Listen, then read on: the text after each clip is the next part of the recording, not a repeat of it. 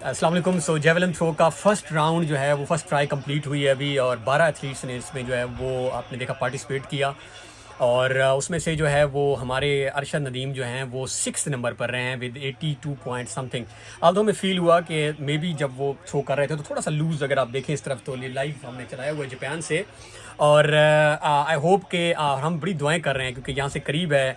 हमने जैसा बताया था हम बड़े करीब बैठे ओलंपिक स्टेडियम के, और हमारी बड़ी दुआएं। अब होगा ये कि 2 और ट्राइज़ होंगी और इन तीनों ट्राइज़ को कंबाइन करके जो 8 टॉप करेंगे वो 8 यहाँ से 4 बाहर हो जाएंगे, और 8 फिर 3-3 थ्रो फेंकेंगे, और फिर उन 3 में से जो टॉप 3 होंगे उनको जो है वो 3 मेडल्स मिलेंगे।